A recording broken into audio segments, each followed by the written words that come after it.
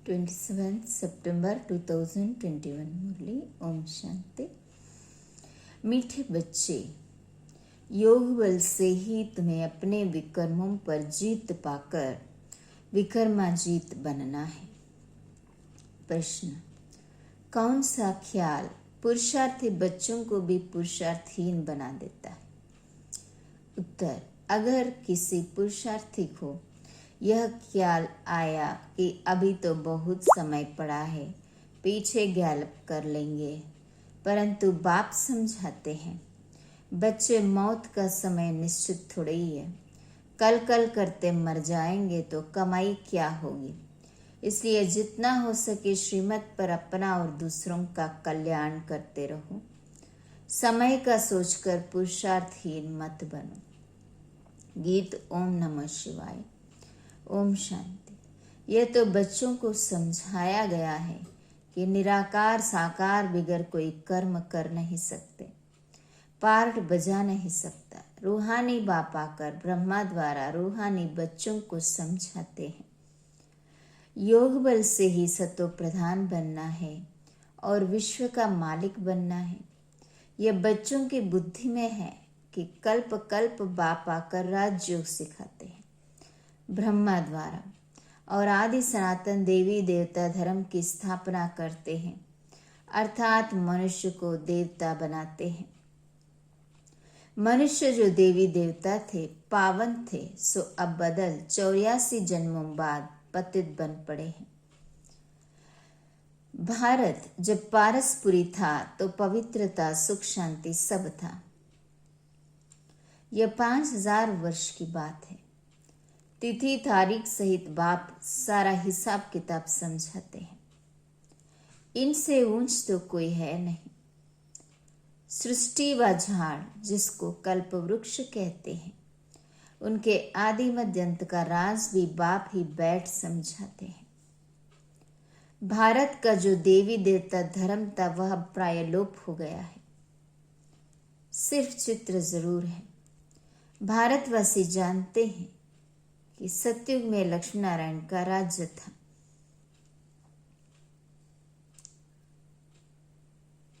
भल शास्त्रों में भूल कर दी है, जो कृष्ण को द्वापर में ले गए, बाप ही आकर भूले हुए को रास्ता बताते हैं।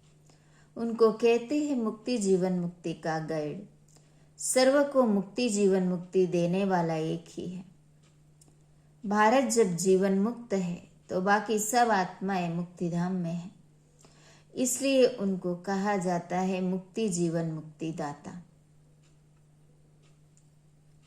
रचयिता एक ही है, सृष्टि भी एक ही है, वर्ल्ड की हिस्ट्री ज्योग्राफी भी एक ही है जो रिपीट होती है। सतयुग त्रेता द्वापर कलयुग, फिर होता है संगम युग। कलयुग है पतित, सतयुग है पावन। सतयुग होगा तो पहले जरूर कलयुग का विनाश होगा, विनाश के पहले स्थापना होगी। सतयुग में स्थापना नहीं होगी। भगवान आएगा तब जब पतित दुनिया को पावन बनाना है। अब आप सहज युक्ति बताते हैं कि देह सहित देह के सब संबंध तोड़ देही अभिमानी बन बाप को याद करो। बाप है भक्तों को फल देने वाला, भक्तों को ज्ञान देते हैं पावन बनने के लिए। सबको पावन बनाने वाला है योग। ज्ञान सागर मुख से आकर ज्ञान सुनाते हैं, पतितों को पावन बनाते हैं। इस समय सब आत्माएं पतित बनी हुई है, इसलिए बाप को बुलाते हैं, क्योंकि बाप बिगड़ तो कोई पावन बना न सके। अगर पतित पावनी गंगा है तो फिर पतित पावन सीताराम कहकर क्यों बुलाते हो? बुद्धि कहती है कि परमपिता परमात्मा जरूर फिर नई दुनिया की स्थापना और पुरानी दुनिया के विनाश के लिए आएगा। कल्प वृक्ष की आयु भी होती है, जो चीर जड़ जड़ी भूत हो जाती है उनको ही तमो प्रधान कहते हैं। न्यू वर्ल्ड नहीं कहेंगे, यह है आयरन एज्ड वर्ल्ड। ये सब बातें बुद्धि में बिठाई जाती हैं और उनको समझाने के लिए घर घर संदेश देना है। ऐसे नहीं कहना है कि परमात्मा आया है, युक्ति से समझाना है। बोलो, दो बाप है, लौकिक और पारलौकिक। दुख के समय पारलौकिक बाप को ही याद किया जाता है। सुखधाम में कोई परमात्मा को याद नहीं करता। सत्युग लक्ष्मीनारायण के राज्य में सुख, शांति, पवित्रता सब कुछ था। बाप का वर्षा मिल गया, फिर पुकारे क्यों? वहां सुख ही सुख है। बाप ने दुख के लिए दुनिया नहीं रची। यह बना बनाया खेल है जिनका पार्ट पिछाड़ी में है। 2-4 जन्म लेते हैं, बाकी समय शांति धाम में रहेंगे।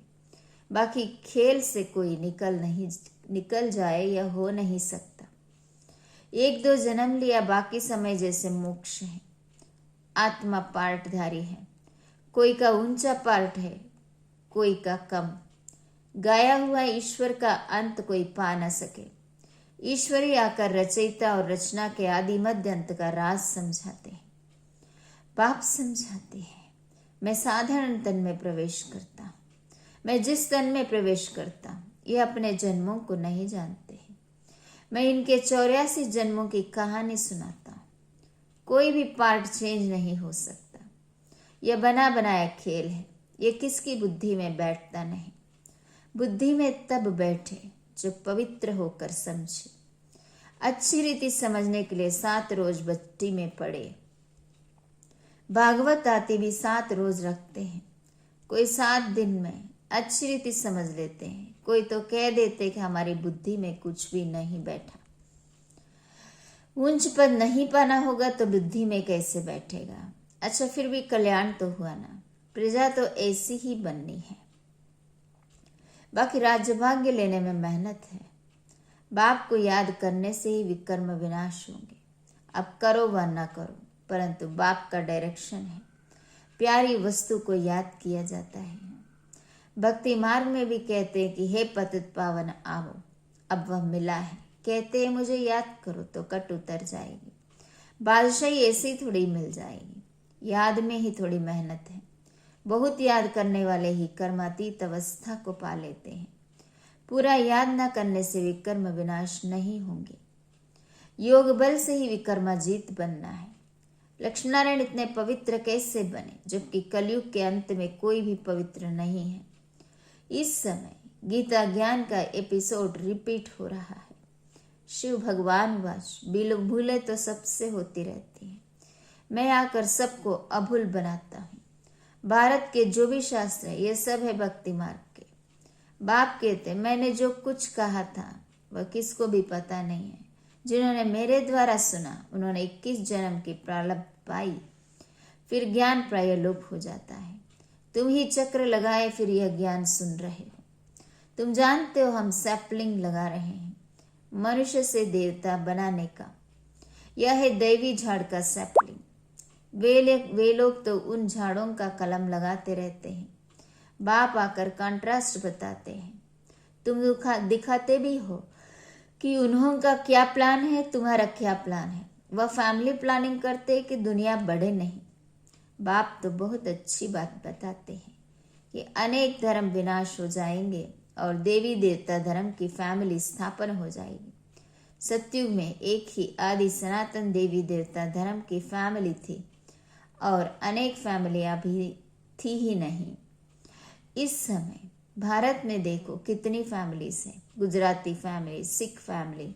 वास्तव में भारत की एक ही फैमिली होनी चाहिए। बहुत फैमिली होंगी तो जरूर खिटपिट होगी। फिर सिविल वार हो जाती है। फैमिली में भी सिविल वार हो जाती है। जैसे क्रिश्चियन के आपस में फैमिली है तो उन्होंने भी 2 भाई आपस में नहीं मिलते, फ्रिक्शन हो जाती है। पानी भी बांटा जाता है। सिख धर्म वाले समझते हैं हम अपने धर्म की फैमिली को जास्ती सुख देंगे। रग जाती है ना, माथा मारते रहते हैं। जब अंत का समय आता है तब आपस में लड़ने लग पड़ते हैं। विनाश तो होना ही है। ढेर बॉम्ब्स बनाते रहते हैं। बड़ी लड़ाई जब लगी थी तो 2 बॉम्ब्स छोड़े थे। अभी तो ढेर बनाए हैं। समझ की बात है ना। तुमको समझाना है कि यह वही महाभारत लड़ाई है। बड़े बड़े लोग भी कहते हैं अगर लड़ाई को बंद नहीं किया तो सारी दुनिया को आग लग जाएगी। तुम जानते हो आग तो लगनी ही है।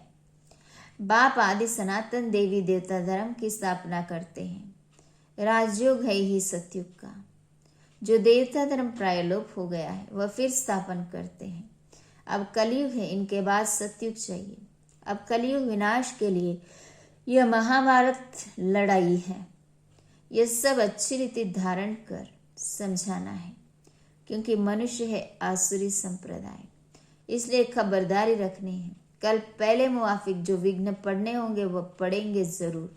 यह बना बनाया ड्रामा है, हम बांधे हुए हैं। याद की यात्रा कभी भूल नहीं जानी चाहिए। गीत है ना, रात के राही थक मत जाना, इनका अर्थ कोई समझ ना सके। रात पूरी हो, दिन आने वाला है। आधा कल्प पूरा हुआ, अब सुख शुरू होगा। बाप ने मन मनाभव का अर्थ भी समझाया है। सिर्फ गीता में कृष्ण का नाम डालने से वह ताकत नहीं रही है। कृष्ण को कभी सर्वशक्तिमान नहीं कह सकते, वह तो पूरे 84 जन्म लेते हैं, इसलिए गीता में वह ताकत नहीं रही है। अब हम सब मनुष्य मात्र का कल्याण कर रहे हैं। कल्याणकारी जो बनेगा उनको वर्षा मिलेगा। याद की यात्रा बिगर कल्याण हो न सके। इस समय सब विपरीत बुद्धि है, कह देते हैं परमात्मा सर्वव्यापी है। तुमको समझाना है कि वह बेहद का बाप है। बेहद के बाप से ही भारतवासियों को बेहद का वर्षा मिला है।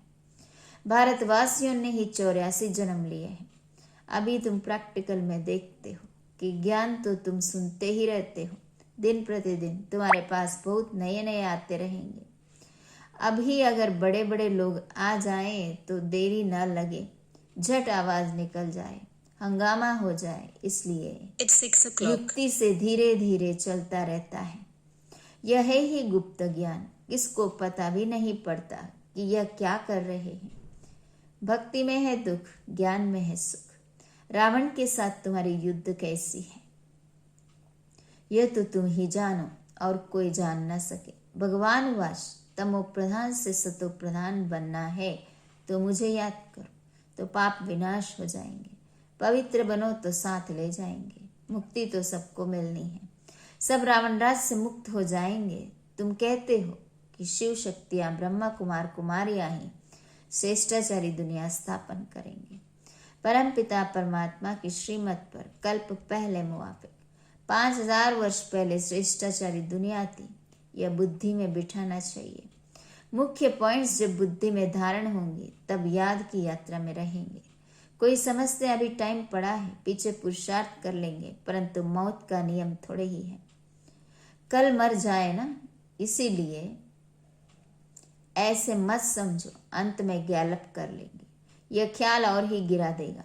जितना हो सके पुरुषार्थ करते रहो। श्रीमत पर हर एक को अपना कल्याण करना है। अपनी जांच करनी है कि कितना बाप को याद करता हूँ और कितनी बाप की सर्विस करता हूँ। रूहानी खुदाई खिदमतगार तुम हो ना, तुम रूहों को सैल्वेज करते हो। रूह पतित से पावन कैसे बने उसकी युक्ति बताते हैं। कृष्ण को याद करने से विकर्म विनाश नहीं होंगे। वह तो प्रिंस था, उसने प्रारब्ध भोगी, उनकी महिमा की भी दरकार नहीं है। देवताओं की महिमा क्या करेंगे? हाँ, बर्थडे तो सब मनाते हैं, यह कॉमन बात है। बाकी उन्होंने क्या किया? सीडी तो उतरते ही आते हैं। अच्छे व बुरे मनुष्य तो होते हैं, हर एक का पार्ट अपना अपना है। यह है बेहद की बात। मुख्य टाल टालियां गिनी जाती हैं, बाकी पत्ते तो अनेक हैं, उनको कहाँ तक तुम गिनती करते रहेंगे। बाप समझाते रहते, बच्चे मेहनत करो, सबको बाप का परिचय दो, तो बाप से बुद्धि योग जुट जाए। बाप कहते हैं सभी को कहो पवित्र बनो तो मुक्तिधाम में चले जाएंगे। दुनिया को थोड़ी ही पता है कि महाभारत लड़ाई से क्या होगा।